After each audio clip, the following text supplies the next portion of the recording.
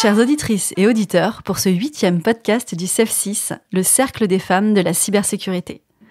Créé en 2016 par la docteure en informatique Madame Nassira Salvan, le Cercle des femmes de la cybersécurité est l'association pionnière sur les sujets d'inclusion dans la filière cybersécurité en France. Pour notre invitée du jour, Christine Grassi, la cybersécurité a été une véritable vocation. Une évidence lorsqu'elle a commencé sa carrière il y a une vingtaine d'années. Forte d'une expérience riche et variée à l'international notamment, Christine contribue, elle aussi, à casser les codes de la cybersécurité. Elle nous partagera sa vision de l'évolution de la cyber, qui n'aurait finalement pas tellement changé, mais aussi en quoi être une femme dans la cybersécurité a été pour elle un véritable atout dans sa carrière. Nous pouvons tous contribuer à lutter contre les stéréotypes, favoriser la mixité et le leadership des femmes dans la cybersécurité en menant des actions concrètes.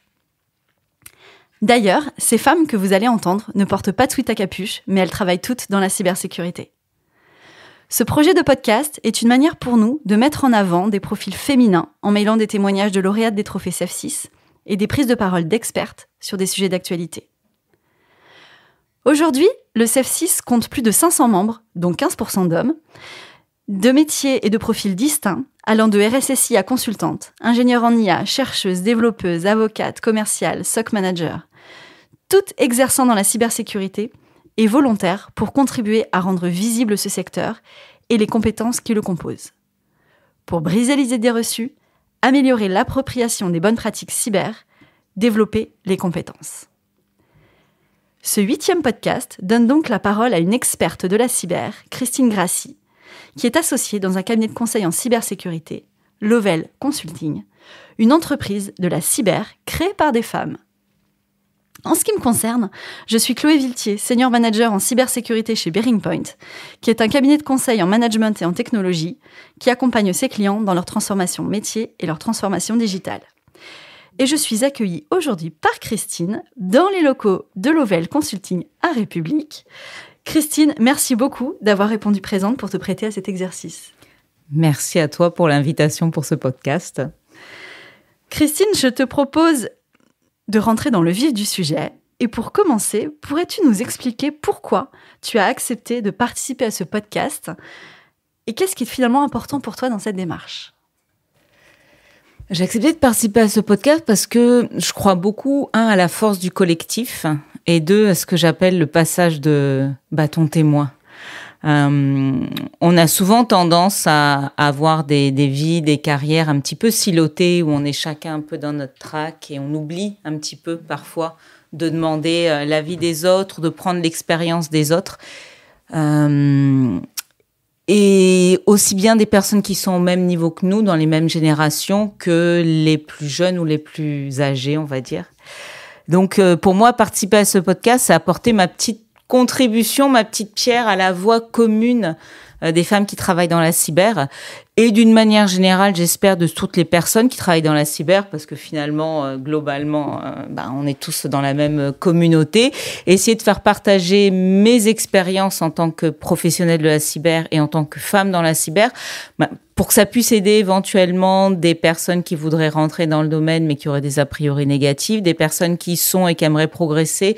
Et si elles peuvent aller un peu plus vite, elle ou il aller un peu plus vite en bénéficiant des erreurs que j'ai faites pour pas les refaire ou des bons coups que j'ai pu faire et refaire les mêmes. Voilà, c'est donc ça n'a pas forcément valeur d'évangile évidemment, mais c'est ma petite contribution pour que chacun puisse accélérer. Mais merci beaucoup Christine et c'est une grande contribution. Alors évidemment, nous aimerions en apprendre un petit peu plus sur toi. Est-ce que tu pourrais nous expliquer ton métier actuel et ton parcours ? Et finalement, depuis quand travailles-tu dans la cybersécurité ?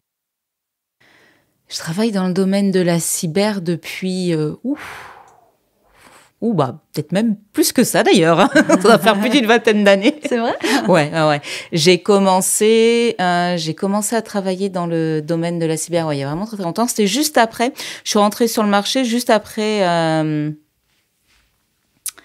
le bug de l'an 2000. Pour dire que ça remonte. À l'époque où il n'y avait plus d'argent dans les DSI d'ailleurs. C'était super pratique de rentrer comme informaticien sur le marché du travail. C'était parfait.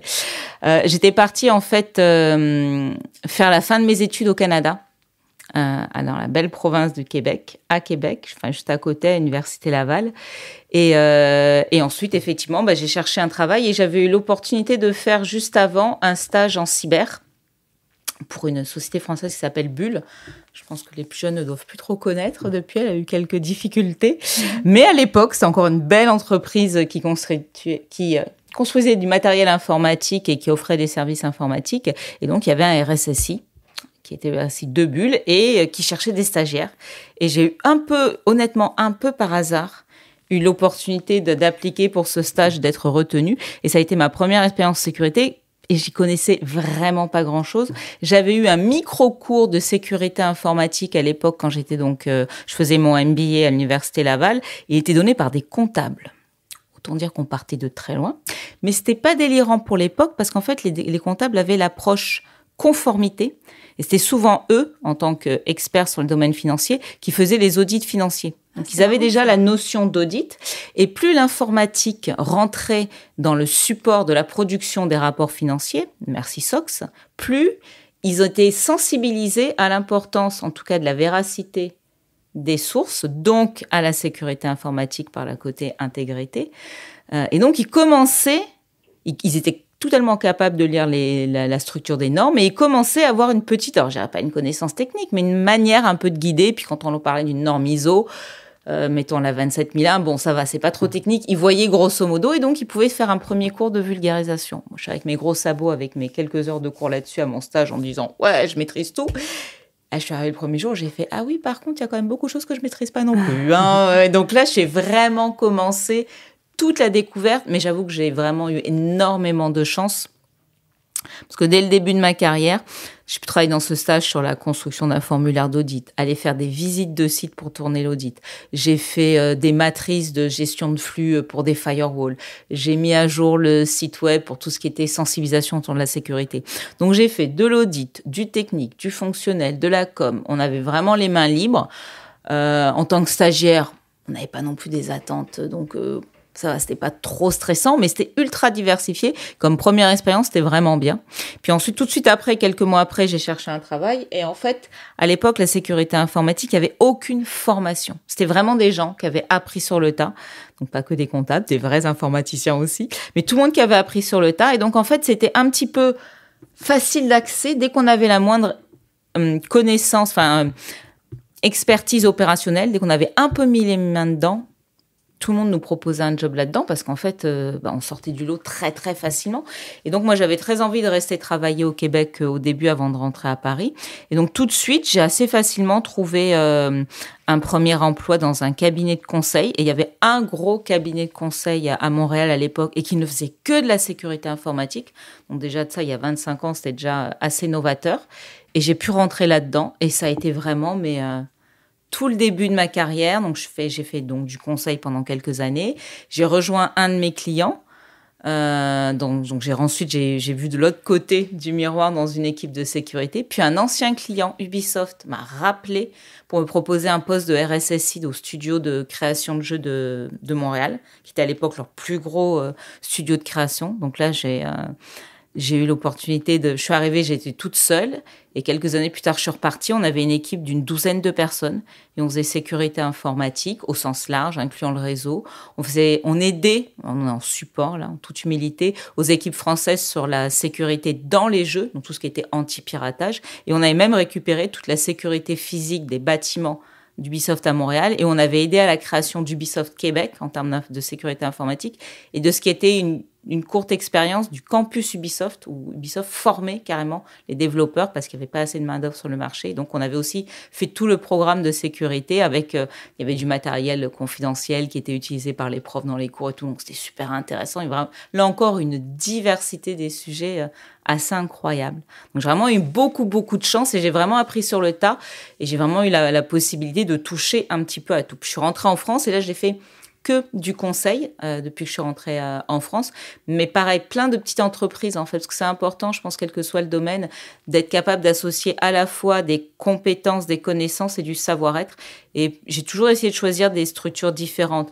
J'étais dans des cabinets où on n'était même pas 9. On n'a jamais réussi à atteindre les 10. Dès qu'on atteignait 10, il y en a un qui partait. À chaque fois, on se maintenait dans cette petite bulle.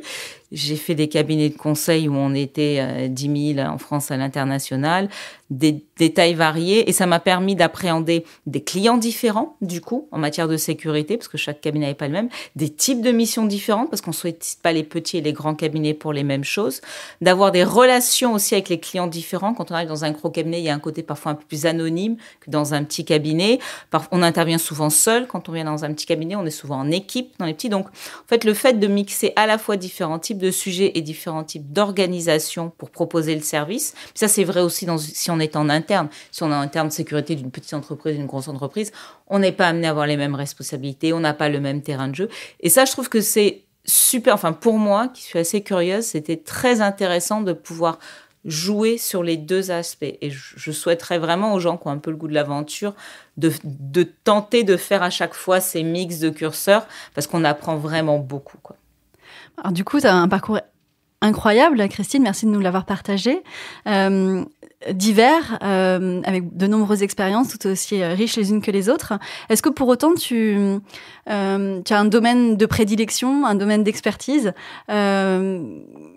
parmi toutes les expériences que tu as eues, que tu as construites, c'est quoi aujourd'hui le sujet qui te passionne le plus finalement dans ce vaste domaine de la cyber ? Donc là, effectivement, au sein de Level, j'interviens surtout. Donc nous, Level, c'est un cabinet qui est spécialisé en gouvernance, risque et conformité. Donc on est vraiment, si je devais synthétiser et un petit peu vulgariser, on est vraiment côté MOA, on va dire. Donc on n'a pas les mains dans la technique pure. On va pas déployer des outils, on va pas faire de pen test ou d'audit très technique. Par contre, on va accompagner sur tous les aspects beaucoup plus fonctionnels, pilotage de projet, stratégie. Et moi, j'avoue que les deux sujets sur lesquels je m'amuse le plus, c'est ceux où il y a un petit peu de culbuto intellectuel, c'est-à-dire tout ce qui est construction d'une stratégie, d'une roadmap, essayer de faire rentrer les carrés dans les ronds et surtout essayer de convaincre et de trouver quelque chose qui trouve un bon compromis. C'était un gros enjeu que j'avais quand j'étais RSSI, un bon compromis entre le respect soit d'une norme, ça c'est difficile d'y déroger, des attentes de retour sur investissement de la direction, un certain plaisir des équipes sécurité, parce qu'il ne faut pas oublier ça, c'est super important, c'est pas les seuls piliers, c'est vraiment quelque chose de collectif, la sécurité, mais quand même, les fers de lance, ça reste les équipes. Il faut arriver à trouver des manières d'amener les sujets, de les présenter ou de les construire qui donnent envie aux gens de la sécurité de s'impliquer dedans. Et puis aussi qui arrivent à montrer aux personnes du métier, allez, le Saint Graal, c'est que ça leur apporte quelque chose. Dans le pire des cas, qu'elles trouvent que c'est pas trop ennuyeux pour eux, ou que ça leur a permis de comprendre deux, trois choses. Donc voilà, moi, ce que je trouve le plus intéressant, c'est que toutes les missions ont été amenées à essayer de trouver, de construire des stratégies et puis de les faire évoluer dans le temps de manière à ce que chacun continue à trouver son intérêt. J'avoue que c'est ce qui est le plus intéressant. Je me suis beaucoup amusée quand j'étais beaucoup plus jeune, sur tous les aspects techniques. Et j'adorais accompagner mes collègues qui faisaient des tests d'intrusion. Je faisais des tests d'intrusion physique, des tests d'intrusion logique, donc vraiment juste derrière l'écran. Et j'avoue que c'était vraiment ultra intéressant. Par contre, ça nécessaire une capacité à actualiser ses connaissances en permanence. Et moi, j'ai un respect fou pour les gens qui sont encore capables d'être toujours à la pointe du sujet sur ces sujets techniques, parce que c'est vraiment très, très demandant, quoi. J'avais beaucoup aimé à l'époque. Mais c'est très intéressant et ce que tu disais, ce que tu évoquais juste à l'instant, me rappelle finalement c'est l'exercice parfois un peu périlleux, mais de réussir à positionner la cybersécurité au-delà d'une dimension purement technique, mais dans une dimension stratégique, dans une dimension business, et effectivement de réussir à impliquer non seulement les équipes sécurité, les équipes IT, mais aussi les métiers en tant que facilitateurs, ou en tout cas à moindre mal, comme tu le disais. Mais c'est évidemment plus que nécessaire au regard des enjeux de cybersécurité de notre monde numérique actuel. Alors Christine, lors de la préparation de notre échange, tu m'as partagé le fait que toi aussi, tu as développé ton propre podcast dans le cadre de tes précédentes fonctions. Un podcast qui s'appelle Entre nous soit dit et qui a pour objectif de faire un partage d'expériences de femmes dans la cyber. Alors, peux-tu nous en dire plus sur ce podcast ? On a envie de tout savoir. Ce podcast, en fait, il faut que je vous raconte un petit peu l'histoire. Et déjà, il faut que je n'attribue la maternité à la bonne personne. C'est une initiative qui vient de Stéphanie Buscaire, qui est une personne que je connais depuis très longtemps, parce qu'on a fait nos études ensemble. Et on s'est retrouvés toutes les deux à travailler en cyber, mais vraiment, c'était pas prévu ni pour l'une ni pour l'autre à la base, et qui est actuellement RSSI, qui a été RSSI de beaucoup d'entreprises actuellement, qui est chez Thales, mais qui est passé par chez Latécoère et d'autres entreprises. Et un jour, je ne sais plus chez quelle entreprise c'était, mais c'est pas important l'entreprise, on va pas faire de fag pointing, mais elle était avec sa boss, elle était dans une salle de réunion, elle terminait une réunion, et puis quelqu'un, un homme, ouvre la porte en grand, un collègue, et s'excusant en disant « Désolé, j'avais pas vu que la salle était occupée », donc elle lui dit « Non, mais il y a pas de souci, on termine notre échange, et puis on vous libère la salle », et là, du tac au tac, ils sont « Ah, ça y est, vous avez fini par les chiffons, pas de souci. » Et elles sont restées un petit peu comme deux ronds de flanc. Et ça l'a vraiment marqué. Et si donc voilà, deux femmes qui discutent dans un cadre professionnel, dans une salle de réunion, à la blague ou pas à la blague, mais quand même, ça sort. Bon, bah, ça discute chiffon. Et elle s'est dit, je vais en faire quelque chose de positif de cette remarque qui était quand même un brin misogyne. Donc un jour, elle me contacte, elle me dit, écoute, est-ce qu'on pourrait pas faire un podcast où on que des nanas en cyber et qui vont parler chiffon, mais pas vraiment parler chiffon en fait, qui vont utiliser un esprit décalé, qui vont faire semblant. Donc en fait, on va aborder des thèmes, et c'est le but de ce podcast. On aborde des thèmes qui à première vue sont complètement girly à paillettes. Maquillage, speed dating, sortie dans les clubs, voilà, tout ce genre de choses. Et le premier qu'on a fait, donc, parce que c'est avec Stéphanie que j'ai fait le premier épisode, c'était la garde-robe, évidemment, chiffon, hein, donc on parlait chiffon. Et en fait, à chaque fois, si on faisait des mini-scénettes, une mise en scène, une mise en jeu, et à travers un discours, un dialogue qui abordait des sujets totalement futiles, on faisait passer des messages, on faisait transmettre nos expériences sur comment comment évoluer dans le domaine de la cyber. Par exemple, pour donner un exemple concret, le premier épisode, c'était la garde-robe, et en fait, on faisait un comparatif entre la manière dont, sur 20 ou 30 ans, on peut faire évoluer sa garde-robe, avec, au début, on essayait un petit peu tout ce qui est flashy, tout ce qui nous tente, et puis avec des succès plus ou moins heureux. Après, on essaye de s'adapter, on essaie aussi la période où on s'adapte à des codes. Alors, c'est le costard cravate, c'est ci, voilà, c'est les tailleurs, c'est les talons. Puis à la phase où, à un moment donné, on a pris tous nos échecs et nos réussites, et on va se faire sa mini garde-robe, mais personnalisée. C'est, je ne mettrai que du rouge et du noir, ça va bien, je mettrai que des pantalons comme ça, parce que je sais que ça me va, je mettrai que des t-shirts comme ça, et voilà, on réduit, mais on va à l'essentiel. Et on faisait un parallèle avec la manière qu'on avait de construire ses connaissances en cyber. Au début, on est jeune, c'est comme le costard, cravate et le tailleur, on récite les normes, on dit ce qu'on nous a appris, et surtout, on ne sort pas de là. Arrivé un peu plus tard, ouais, on a commencé un petit capital confiance, on a pris de l'expérience, on a découvert des nouvelles choses, on commence un peu à faire du freestyle et on se permet de partir dans plein de domaines. Ça marche très bien parfois et d'autres fois, on se plante un petit peu. Et arrivé à un moment de la maturité, où là, on sait exactement sur quoi on est bon, sur quoi on est moins bon, là où il faut aller chercher des compétences de d'autres personnes parce qu'on n'y arrivera jamais ou que ça ne nous plaira jamais, les sujets qu'il faut surtout pas aborder, et là où on sait qu'on peut encore aller, qu'on a de la marge de progression.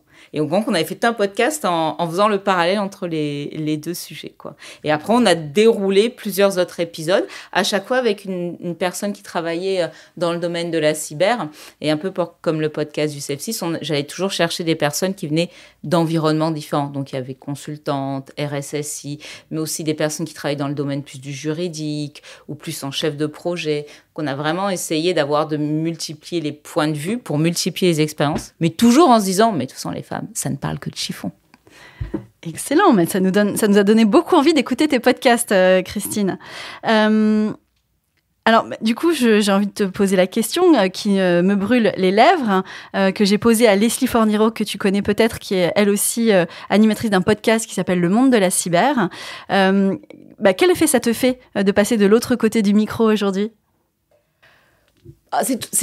Les deux exercices restent intéressants. J'aurais tendance à vouloir faire le parallèle, en fait, ce que ça apporte dans les deux cas, qu'on soit d'un côté ou de l'autre, qu'on pose des questions, qu'on essaie de trouver les réponses les plus synthétiques, les plus intéressantes.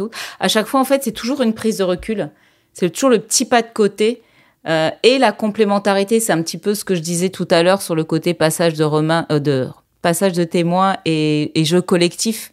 dès qu'à un moment donné, on se met à discuter avec quelqu'un dans un cadre un petit peu normé d'un sujet, très vite, c'est là qu'on a beaucoup de créativité, de prise de recul. On fait des liens, on dit « Ah oui, c'est vrai, j'avais pas vu ça comme ça. Je suis obligée de structurer ma question, ma réponse. Ah, du coup, je vois une espèce de fil conducteur qui n'y était pas.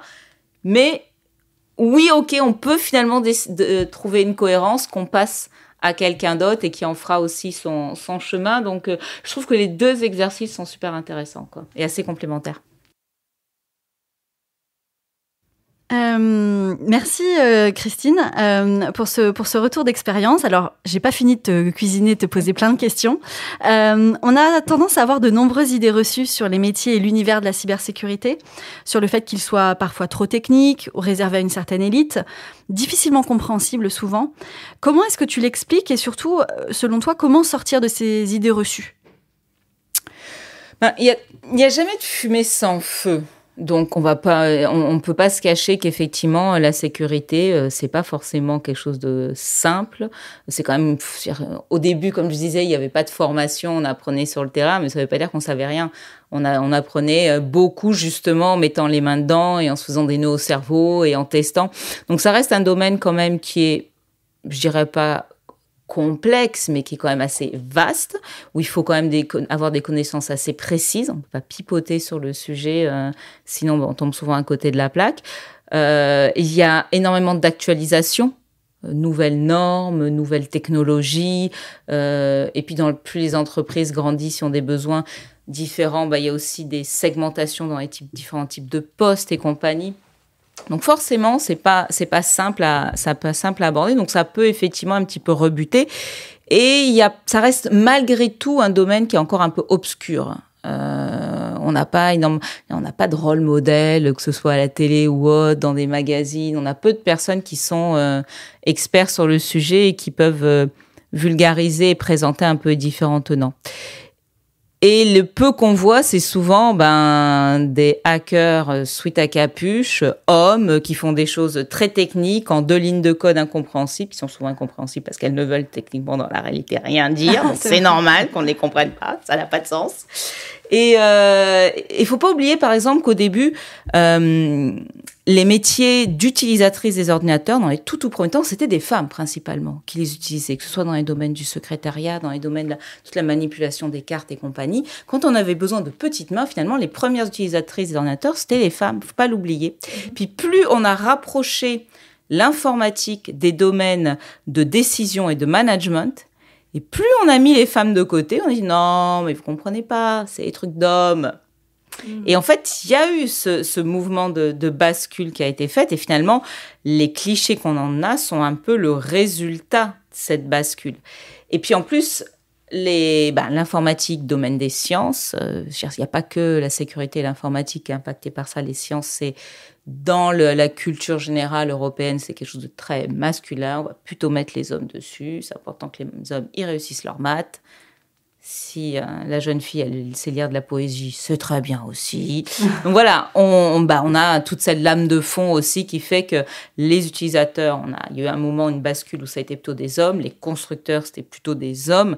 Difficile après de refaire son trou. Et puis c'est vrai, voilà, comme je disais, dans toute le peu de littérature, le cinéma, on monte ça sous un domaine un peu le geek, un peu autiste, pas très sexy, avec une espèce qui compense par un suresprit de compétitivité et puis un petit peu de dédain. Pour comprendre qu'à première vue, comme ça donne pas forcément super envie. Alors qu'en fait, je pense qu'on l'a toutes vu quand on rentre vraiment dans les équipes sécurité, dans la réalité. La plupart des hommes sont en fait des gros nounours qui sont en mode est-ce qu'on pourrait de temps en temps un petit peu des femmes, histoire de sortir un peu de notre testostérone ambiante. Moi, je sais que dans toutes les équipes sécurité où j'étais, les hommes, ils attendaient que ça, d'avoir en fait un peu plus de diversité et un petit peu plus de femmes. Il n'y avait pas du tout de blocage. En fait, il y a peu de blocage et d'a priori négatifs. Après, ça ne veut pas dire que ça justifie de ne pas être compétent. Hein. Donc, on arrive, on montre ce dont on est capable. Mais effectivement, on a souvent, il y a tout un univers culturel et d'évolution de la place de l'informatique dans le monde du travail qui fait qu'effectivement, on a peu à peu sorti les femmes du sujet et les biais sont restés parce qu'il n'y a personne qui est venu dire non mais dans la réalité, en fait, ça évolue, quoi. Et moi, j'ai toujours travaillé dans le monde de la cyber. j'ai pas forcément vu, effectivement, c'est mon regret, une explosion du nombre de femmes, mais par contre, il y en a toujours eu. J'ai toujours eu des femmes dans le monde de la cyber depuis que j'en fais. Alors, j'en vois effectivement de plus en plus. On en voit maintenant dans des domaines aussi bien de sécurité applicative que de gestion de projet, que dans le réseau, que dans les SOC. Il y a différents types de postes. Donc, je pense que la tendance est plutôt va dans le bon sens. Donc, c'est une note très optimiste. Christine, et justement, comment, selon toi, on peut continuer à casser les codes, à sortir un peu de ces idées reçues? Et est-ce que finalement, à travers ton podcast, justement, c'était pas un petit peu l'idée de contribuer à faire évoluer ces mentalités?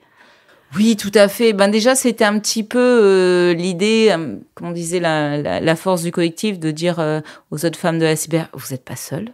Donc, si de temps en temps, on vous fait une petite... Parce que oui, il y a quand même des petites remarques machistes et inappropriées. Voilà, on a toutes fait face à ce genre de choses. Prenez-le avec des pincettes et surtout capitalisez sur vos forces. Donc voilà, nous on va vous mettre en avant ce qu'on estime être des forces, des coups réussis, on va vous donner des tips et le but voilà, c'est prenez-le, construisez vos bagages et faites-vous vraiment votre tous à outils parce que quelque chose peut-être qui aide inconsciemment à entretenir les biais, c'est quand même le bon vieux classique du syndrome de l'imposteur. Tout a rencontré à un moment donné, moi la première, et voilà, et ça aide énormément. Ça vient renforcer tous les biais en disant oui, je savais bien que c'était pas ma place, je savais bien que j'étais pas compétente, je savais bien que. Donc en fait, l'idée c'est vraiment à travers ce podcast, en le prenant avec une note d'humour pour dédramatiser la situation aussi. C'était de dire, regardez, on va vous montrer qu'on est toutes passées par là. Voilà ce qu'on a réussi. Prenez-le pour vous. Faites-en ce que vous voulez. C'est faisable. Et c'était que des personnes. J'essayais vraiment de choisir des personnes qui avaient un peu de diversité dans leur parcours pour essayer d'aller toucher un maximum de types de publics différents en disant, chacune à un moment donné, vous allez pouvoir peut-être trouver votre point d'accroche. Puis comment ça peut évoluer? Je pense que toutes les évolutions de société, c'est long de toute façon, entre ce dont on a envie, ce qui nous semble une évidence, puis le moment où toute la société change. Dans le cadre de groupes de travail auxquels j'ai participé grâce au CEF6, il y avait des groupes de travail qui étaient organisés par le campus cyber. Et notamment, le campus cyber a fait toute une campagne de promotion dans les lycées, dans les collèges, pour aller faire des fiches techniques et expliquer tous les métiers de la cyber, tous les parcours de formation possibles et tout le contenu des différents postes. C'est-à-dire, voilà, si je travaille dans un SOC, si je travaille dans l'audit, si je travaille comme pentester, si je travaille comme chef de projet, si je travaille comme... consultante.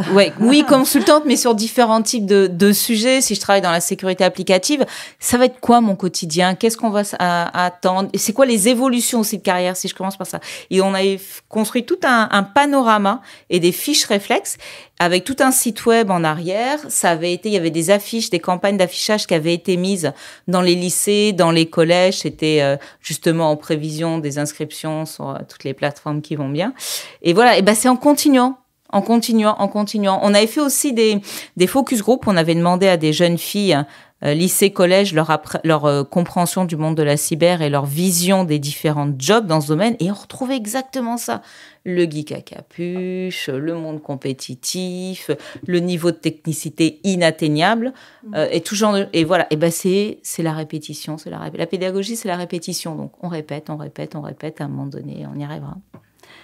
Alors, ce que je retiens de ce que tu viens de nous expliquer, Christine, c'est une approche pédagogique, du partage d'expérience et finalement cette notion de rôle modèle aussi, et c'est ce qu'on essaye d'incarner à travers la mise en lumière via ces podcasts. Notamment. C'est des accélérateurs, je pense, les rôles modèles, parce qu'on comprend mieux et on personnalise mieux un discours quand il est porté par quelqu'un.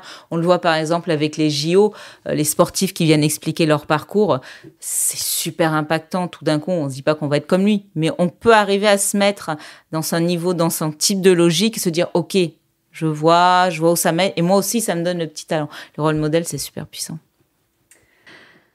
Alors Christine, tu as énormément d'expérience dans la cybersécurité, tu nous en as déjà dit beaucoup. Tu as parlé de l'évolution de la place de la femme dans le milieu de la cybersécurité ces dernières années. Et si on continue à prendre un petit peu de hauteur, comment est-ce que tu as vu évoluer finalement la discipline cybersécurité ces 20 dernières années, 25 dernières années Et selon toi, finalement, qu'est-ce qui a changé et qu'est-ce qui n'a pas changé? Heureusement, on retrouve nos fondamentaux. Hein. Le DICT, je pense, ne changera pas de demain à la veille. Heureusement, d'ailleurs, il faut avoir quelque chose qui... Les grandes méthodologies, les grandes approches, les grands principes, évidemment, ça ne change pas. La notion de gestion de risque, comment on gère un risque, c'est pas la cyber qui l'a créé. Hein. Je pense que nos amis de l'assurance et de la finance connaissent ça bien avant nous. Qu'est-ce qui a changé Alors déjà, c'est un peu plus rentré, ça infuse un peu plus dans l'entreprise quand même, avec la digitalisation des processus, des organisations. Les gens qui étaient... moi, j'ai connu vraiment des bureaux où il y avait un ordinateur pour 3 personnes, où certains n'avaient jamais touché un ordinateur de leur vie. Donc maintenant, c'est un peu le matériel de base. On donne plus vraiment un cahier, un crayon. On donne le portable dans nos métiers de col blanc, j'entends, évidemment. Mais même, on retrouve des ordinateurs dans les usines, l'IoT, les systèmes embarqués. De plus en plus, on a de l'informatique. Donc, tout le monde ne comprend peut-être pas plus, mais au moins, c'est moins quelque chose qui fait peur et c'est moins quelque chose qui paraît hors cadre. Donc, la fonction sécurité est un peu plus légitimée, je dirais, au sein des organisations. Ce qui a beaucoup évolué, c'est son terrain de jeu aussi. Et les fusions et le silotage un petit peu, c'est-à-dire que ça s'est beaucoup cherché. Où est-ce qu'on la rattache? Quel périmètre ça couvre? Qu'est-ce qu'on embarque ou pas? Alors, est-ce qu'on met la sécurité physique en même temps que la sécurité logique? Oui, mais le réseau, est-ce que c'est aussi de la sécurité? Oui, merci, mais ça... Bon, il y a eu énormément d'allers-retours, il y a des mouvements de balancier à chaque fois, mais quand même, j'ai l'impression qu'on voit une certaine consolidation. Puis là, maintenant, c'est avec les fonctions conformité, avec toutes les normes et règlements. Donc voilà, il y a il y a des merges comme ça entre différentes fonctions, et en même temps, plus les organisations sont grosses, puis on retrouve un certain découpage ensuite au sein de structures plus grandes, mais un certain découpage dans les différentes fonctions. C'est assez amusant. Puis ce qui a changé, ce qui s'est étoffé, c'est toutes les connaissances qu'on devait avoir. Je dirais, c'est comme l'homme sage au moment de la Renaissance, on pouvait avoir connaissance à peu près de tout ce qu'il y avait à connaître en sciences humaines et autres. 1 ou 2 personnes qui n'avaient que ça à faire pouvaient se cultiver sur tous les sujets. Maintenant, qui peut prétendre avoir une connaissance universelle? La sécurité, c'est le même domaine. Avant, on avait quand même capacité à avoir une bonne vision d'ensemble de tout le parc informatique, de toutes les différentes technologies, parce qu'il n'y en avait pas non plus des masses. Moi, je suis arrivée, Internet arrivait à peine dans les entreprises, dans les organisations et dans les entreprises. Maintenant, quelqu'un qui prétend, qui maîtrise aussi bien tout ce qui est lié au réseau, tout ce qui est lié à l'applicatif, tout ce qui est lié aux différents OS, que ce soit dans des environnements cloud, dans des environnements non cloud, toutes les normes, c'est impossible d'avoir quelqu'un qui a une vision vraiment d'ensemble et approfondie. Donc, ça veut dire qu'il y a de la place pour tout le monde. Et ça qui est chouette aussi, c'est peut-être ça qu'il y avait comme problème, entre guillemets, au début, c'est qu'il n'y avait pas forcément de la place pour tous les profils, pour toutes les connaissances et pour toutes les appétences. Maintenant, de plus en plus, chacun peut trouver son petit terrain de jeu. Et ça, finalement, c'est plutôt chouette, quoi. Donc, finalement, c'est plus simple d'être un expert de la cybersécurité aujourd'hui que ça ne l'était à l'époque? Alors, je ne sais pas si c'est plus simple, parce qu'en fait, le terme d'expertise... ça reste quand même le terme clé. Donc, être un expert, je pense, quel que soit le domaine de connaissance, c'est pas simple. Par contre, il y a peut-être plus de portes d'entrée. Si on se donne toujours l'effort de travailler son sujet, d'être curieux, ça, franchement, ça paye énormément la curiosité en cyber. De poser les questions, de ne pas hésiter, de se dire « mais pourquoi ? Pourquoi c'est comme ça ?» Être expert, c'est toujours, je pense, si compliqué. Par contre, il y a plus de domaines. Moi, personnellement, j'ai jamais été une scientifique aguerrie si la sécurité était restée un domaine ultra technique, où il y avait, par exemple, énormément de développement. J'en ai fait. J'aime pas ça. Donc, j'aurais pas kiffé si la sécurité informatique, c'était juste de faire des lignes de code. Si la sécurité informatique, ça avait été que de la crypto, je pense que j'aurais pas kiffé aussi, non plus. Mais voilà. Et il y a des époques, voilà, où ça avait un poids plus prégnant. Maintenant, c'est plus le cas. C'est toujours aussi important et je serais toujours incapable d'être une expert en crypto. Mais c'est pas grave, je peux être expert sur d'autres sujets de la cyber. En fait, je pense que c'est ça. Être expert, c'est toujours aussi compliqué, mais on a plus de terrain de jeu en fonction de déjà ce qu'on porte en soi et ce qui est plutôt notre tendance, quoi. Super intéressant. Alors, Christine, tu le disais tout à l'heure, tu travailles dans un cabinet de conseil spécialisé en cybersécurité. Alors justement, par rapport à l'évolution de la discipline cybersécurité, comment est-ce que tu perçois le rôle de consultant aujourd'hui dans la cyber et est-ce qu'il est différent aujourd'hui de ce qu'il était avant ? Je suis pas sûre qu'il soit différent. On fait appel à des consultants, grosso modo, toujours un petit peu pour les mêmes choses, soit parce qu'on n'a pas la compétence en interne et pas forcément, on juge pas forcément nécessaire d'aller l'acquérir pour une courte période de temps, parce que c'est une variable d'ajustement par rapport aux collaborateurs en interne à la masse salariale, parce que des fois c'est juste une période transitoire le temps qu'on recrute, parce que parfois on préfère avoir l'avis de quelqu'un d'extérieur, à tort ou à raison, parce qu'il a plus de diversité dans son parcours, ou parce que justement c'est un petit peu le fusible qu'on peut faire sauter si à un moment donné on n'est pas trop d'accord avec le message. Enfin, pour plein de raisons. Est-ce qu'il a vraiment évolué ? Non. La posture du consultant, elle est censée toujours être la même, hein. On arrive avec des connaissances, on s'adapte à son environnement, c'est un compromis entre la culture de l'entreprise et ce que nous on a vu bien fonctionner ailleurs. Le rôle de la communication est toujours aussi importante. Donc je pense pas que le rôle du consultant en soi ait changé. Et par contre, les terrains de jeu, mais là c'est comme je disais tout à l'heure d'une manière générale la cyber, comme les terrains de jeu ont changé. Je suis pas sûre qu'il y a 25 ans, il y avait beaucoup d'avocats en cyber ou que c'était l'intégralité de des prestations qu'ils pouvaient faire. Parce qu'après, les avocats sont des consultants aussi. Et alors que maintenant, il y a des cabinets entiers qui ne font que ça et qui vivent bien de ça. Donc, je dirais que l'avantage du consultant, c'est toujours pareil. Il a une expertise diversifiée, il a un panel de clients. Ça lui permet des fois de mixer diversité et profondeur. En fait, ça reste toujours complémentaire.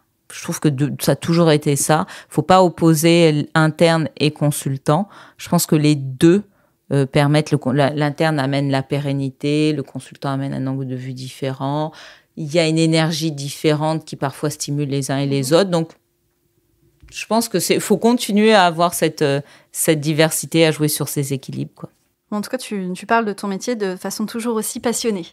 Je te propose, Christine, de continuer à prendre un petit peu de hauteur et d'essayer d'observer la cybersécurité dans une dimension peut-être un peu plus internationale, car tu as ce parcours à l'international que tu nous expliquais tout à l'heure. Alors, quels ont finalement été tes constats lorsque tu es revenu en France, après ces quelques années passées au Canada ?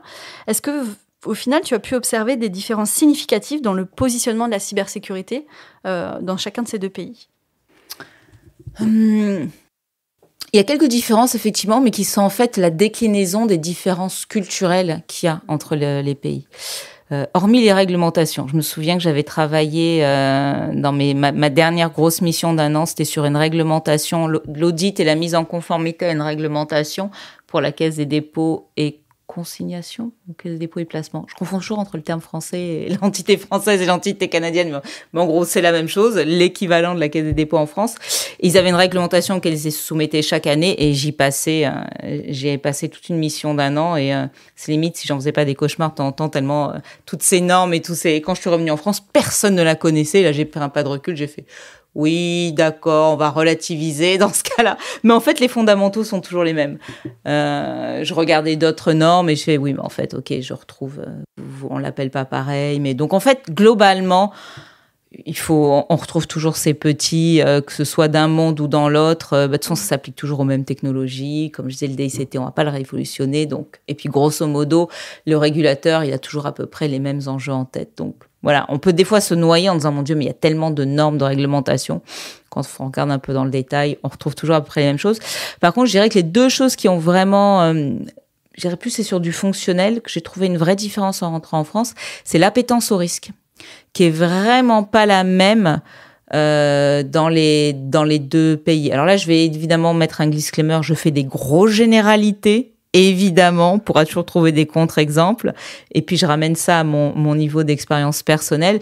Mais c'est vrai et on le retrouve même en gestion de projet, en fait, on peut faire le parallèle. La méthode, on va dire, nord-américaine, c'est beaucoup essai-erreur. On teste. On n'est pas sûr que ça va réussir, mais on va en apprendre quelque chose. On va surtout, c'est le fameux fail fast, c'est-à-dire très vite, si on voit que ça ne part pas la bonne direction, on arrête, on fait un bilan et on repart vers autre chose. Donc, c'est des cycles très courts. la méthode européenne, en tout cas française, c'est plus, on prend plus de temps pour la réflexion, on essaye au maximum d'éviter toutes les mauvaises erreurs, et quand on s'engage, on est quasi sûr que c'est la bonne décision. Bon, dans les deux cas, on se plante. Et on avait regardé sur les durées des projets, grosso modo, finalement, sur des projets plus ou moins similaires, c'est jamais totalement similaire, les durées des projets, avec tout l'overlap, n'étaient pas vraiment si différentes. Grosso modo, on faisait les mêmes types de projets dans la même durée, même si on n'avait pas eu tous les mêmes approches. Et je dirais qu'en sécurité, en gestion de risque, c'est un peu pareil.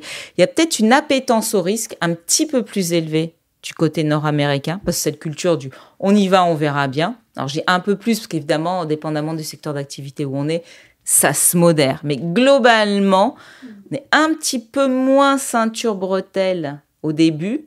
Et puis, on réajuste en disant « non, là, on a peut-être poussé un petit peu trop. Ah oui, non, là, on va redire « non, finalement, cette norme, ouais, si c'était peut-être utile de la mettre, cette mesure. Ouais, bon, d'accord, ok. » Et de ce que je voyais dans les entreprises en France, on essayait plus d'avoir toute la matrice des mesures à mettre en place qu'on essayait d'imposer, bam, franco de port, avec les succès et les difficultés que cela peut représenter, quoi. Donc, ouais, je dirais ça. Et c'était vraiment lié à cette appétence au risque. Et je dirais que le deuxième point qui est intéressant aussi entre les deux pays, c'est justement tout le RACI. Les Nord-Américains sont un petit peu plus habitués à travailler en mode matriciel. C'est-à-dire, je suis un responsable, j'ai pas forcément d'équipe, mais je vais aller prendre du temps dans des équipes. Je suis pas le N+1, mais je vais aller prendre du temps de d'autres équipes. Et donc, les personnes vont avoir une espèce de double rattachement, leur N+1, et puis on va dire un N+1 fonctionnel. Et ils sont habitués à travailler comme ça. Et en sécurité, on va souvent travailler sur ça. Souvent, le RSSI va, dans les petites et moyennes organisations, on ne va pas forcément avoir d'équipe. Et donc, il va aller devoir solliciter du temps des équipes dans la DSI, des équipes dans d'autres fonctions support. Et j'avoue qu'en Amérique du Nord, les gens sont un peu plus habitués à ce que quelqu'un qui n'est pas son N+1 vienne le voir et dire et à gérer ce double agenda et pas forcément avoir un a priori en disant attends, il faut que tu ailles demander à mon boss. Ils savent, ils sont plus habitués. Et donc, je trouve en sécurité, ça faisait avancer certaines choses et des prises de décision ou des petites actions plus rapidement, sans avoir à chaque fois à remonter tout en haut de la pyramide, puis redescendre. Et puis voilà. Ça, j'avoue que c'était 2 points qui m'avaient marqué en rentrant en France. C'est super intéressant et effectivement, ça donne une résonance par rapport à la dimension culturelle que tu évoquais au départ et qui évoque le fait que si on veut contribuer à faire évoluer et à casser les codes en matière de cybersécurité, à faire évoluer les mentalités, ça en passe aussi par une dimension culturelle en fait. Et bon, ça revient à ce que tu disais tout à l'heure et ça peut prendre parfois un petit peu de temps, mais on est là pour y contribuer. On arrive bientôt au terme de nos échanges, Christine. Peut-être une dernière question. Pour conclure, est-ce que tu pourrais nous partager ton expérience en tant que femme de la cybersécurité finalement? Tu en as un petit peu parlé, mais si tu devais nous réexpliquer en quoi finalement le fait d'être une femme a été pour toi un atout et une force dans ta carrière. C'est toujours un peu particulier de dire ça parce que c'est finalement on choisit pas d'être une femme ou d'être un homme, donc de dire finalement que c'est une force, bon.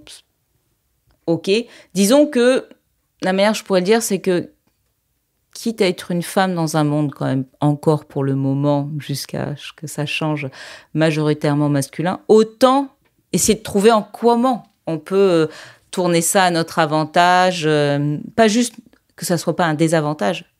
Inversons la tendance. Comment est-ce qu'on peut faire en sorte que ça soit un avantage ? Alors, on ne parlera pas de manipulation, de la mini-jupe et du décolleté. C'est pas dans ce genre d'avantage et de force qu'il faut aller. Mais en fait, il faut essayer de voir en quoi on va amener quelque chose de complémentaire et de différent dans les postures, dans les discours, dans l'approche. Là encore, ça va être du cliché. Mais 2 hommes qui vont rentrer dans une salle de réunion pour parler d'un sujet, qui sont pas de la même équipe, on peut sentir une certaine... petit esprit de compétition, un petit peu c'est moi qui vais l'emporter, voilà, consciemment ou inconsciemment, si on voit en tout cas ce genre de choses, c'est pas toujours le cas, c'est quand même un peu un boulevard en tant que fille de jouer plus sur le compromis et d'essayer d'aller chercher parce qu'ils sont pas habitués à ça. Ça déstabilise, mais c'est pas négatif, c'est pas fait pour aller profiter d'une faiblesse ou faire quelque chose en douce, mais c'est juste d'essayer d'avoir une lecture d'un monde qui n'est pas le nôtre, sur lequel on n'a pas les mêmes outils Et plutôt que d'en voir ça comme quelque chose de négatif, se dire, OK, qu'est-ce que je vais pouvoir, moi, apporter qu'ils n'ont pas ou qu'ils n'osent pas, parce qu'en fait, souvent, c'est ça aussi, qu'ils ne s'autorisent pas à. Moi, je vais me l'autoriser. Et peut-être que ça va déjà un peu détendre tout le monde. Et puis, peut-être que ça va du coup, faire le petit temps de pause qui fait que ton idée va passer, parce que voilà, tu l'amènes différemment ou il l'avait pas anticipé et compagnie. Et puis, en fait, on arrive souvent dans des équipes avec des biais. On se pose nous-mêmes des biais. On va être mal reçu, on va être dans la compétition. Et en fait,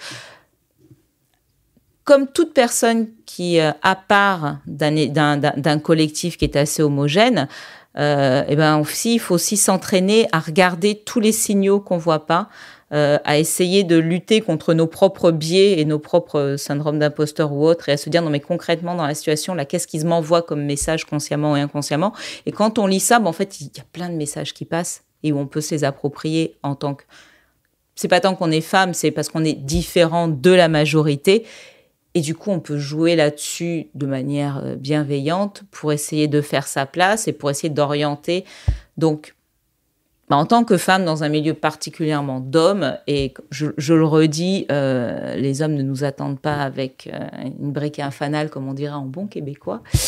Souvent, en fait, ils sont plutôt contents. Après, c'est sûr que si on n'a pas le niveau d'expertise, c'est pas parce qu'on est une femme, c'est parce qu'on n'a pas le niveau d'expertise. Donc ça, faut arriver. C'est toujours évidemment, je veux dire, ça c'est en dehors des prérequis de base. On est bon dans son domaine, on est curieux, on est intéressé, voilà. Mais si on peut rajouter ce petit pas de côté qu'on est obligé de faire en tant que minorité, allez, je vais mettre avec plein de gros guillemets, voyons en quoi, justement, c'est le fait d'être une minorité. Il y a des forces qu'on peut aller chercher pour sortir du lot, quoi. Merci beaucoup, Christine, pour ce message très positif. Merci d'avoir accepté de témoigner dans ce 8e podcast Cyberstories du CEF6 et de nous avoir accueillis chez Lovell Consulting. Merci d'avoir pris la parole. Nous avons besoin de rôle modèles comme toi pour faire évoluer les mentalités, le positionnement de la cybersécurité dans les organisations et dans notre société. Merci, Christine. Je remercie également notre CEF6ienne Clotilde Madège, productrice de nos podcasts, pour la réalisation de ce 8e podcast 100% féminin. Vous avez écouté une cyberhistoire racontée par une femme exceptionnelle, Christine Grassi. Retrouvez toutes les informations de l'association CEF6, le cercle des femmes de la cybersécurité, sur notre site web cef6.fr, sur le site des trophées cyberwomanday.com. Et évidemment, n'hésitez pas à rejoindre la communauté engagée du CEF6 en envoyant un mail à contact@cef6.com. On se retrouve très vite pour le 9e podcast.